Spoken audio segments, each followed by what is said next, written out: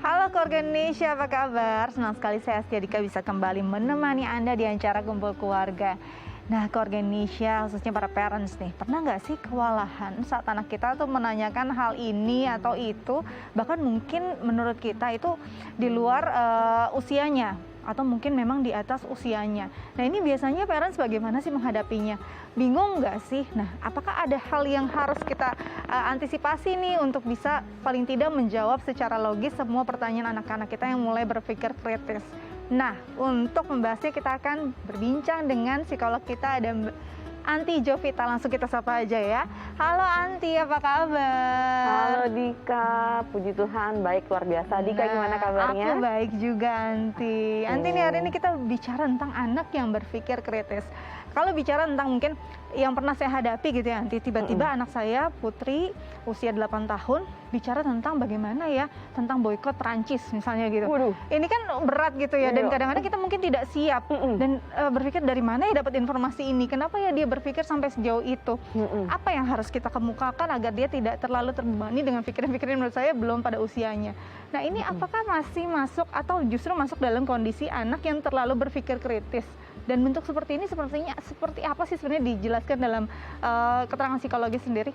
Iya, jadi sebenarnya kemampuan untuk berpikir kritis itu adalah kemampuan untuk melihat suatu informasi atau situasi, kemudian dia menyerap informasi tersebut, mengolahnya, bertanya, dan kemudian menggunakan informasi yang ada di kepalanya untuk kemudian dia hasilkan suatu solusi. Nah, itu adalah serangkaian yang namanya berpikir kritis. Nah, jadi kalau tadi seperti yang Dika katakan bahwa anak Dika bisa mengatakan atau bertanya tentang boikot Prancis, nah berarti dia sudah melampaui serangkaian tadi itu. Dia sudah pernah membaca tentang Prancis, membaca tentang boikot, dia kemudian tahu apa itu boikot, kenapa itu bisa terjadi, dan kemudian dia bisa mengolah itu, dan kemudian dia bisa akhirnya bertanya. Nah, kenapa sampai bisa bertanya? Karena dia merasa bahwa ada hal-hal yang masih ada missing link nih, belum ketemu nih gitu, sambungannya gitu. Itu bisa terjadi yang pertama. Atau yang kedua, dia merasa bahwa kok dari apa yang dia baca, dari dia pahami ada perbedaan ya. Nah, sehingga dia bertanya. Nah, jadi kemampuan berpikir kritis ini bukan hanya kemampuan untuk bertanya. Jadi kan kadang orang bilang gini, oh dia ini kritis nih anaknya karena dia sering bertanya. Padahal nggak semua bentuk pertanyaan itu merupakan ciri dari berpikir kritis.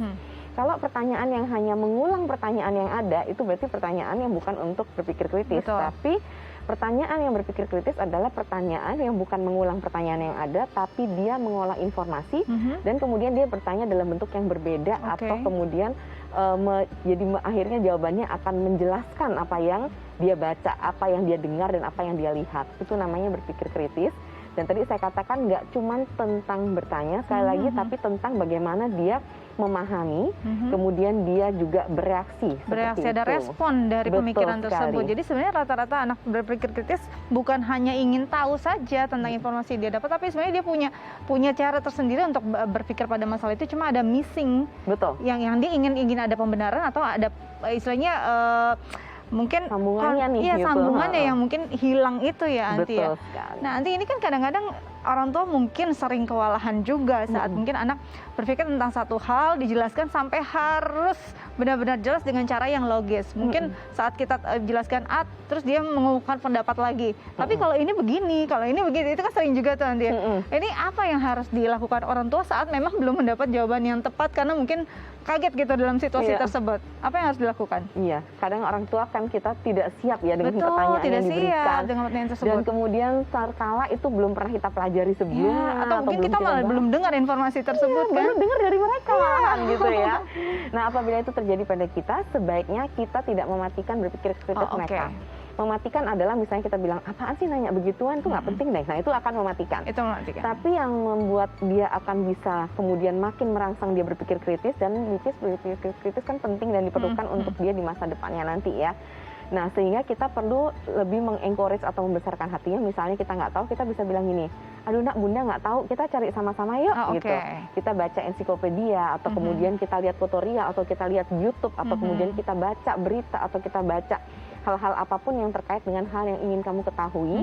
Karena dengan begitu juga mama juga belajar hal baru nih, atau bunda belajar hal baru nih gitu. Jadi kita ajak anak kita untuk sama-sama mencari, dan kemudian kita puji dia bahwa wah iya ya, kamu pinter ya bisa mikir seperti ini, bunda aja baru tahu loh dari kamu, misalnya kayak gitu. Jadi jujur aja kita sampaikan apa yang kita rasakan dan kita cari tahu bersama. Jadi melibatkan dia juga saat sama-sama kita cari tahu jawabannya. Kalau memang jangan sampai kita aduh nggak tahu deh, udah deh diselesaikan saja, itu mematikan cara dia untuk berpikir kritis. Tadi kalau bisa dilibatkan, kita cari jawaban sama-sama, bagus-bagus bisa ketemu jawabannya saat itu juga ya. Benar banget. Nah kalau misalnya memang si orang tua sudah mau cari sama-sama, tapi si anak ini memang rasa ingin tahunya tinggi, terus belum mendapat jawaban yang pas untuk dia.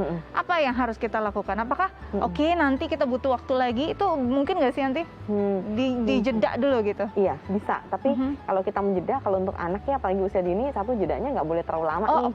Jadi kalau terlalu lama, satu dia merasa bahwa terombang-ambing gitu, ini jadi apa enggak, terus yang kedua merasa kok mama bohong gitu kan ya. Nah jadi lebih baik komitmen tadi ya. Iya betul, jadi segera mungkin kalaupun kita mau jeda, kita kasih tahu waktunya kapan, misalnya nanti sore ya, atau nanti sebelum kita jam makan malam ya gitu ya.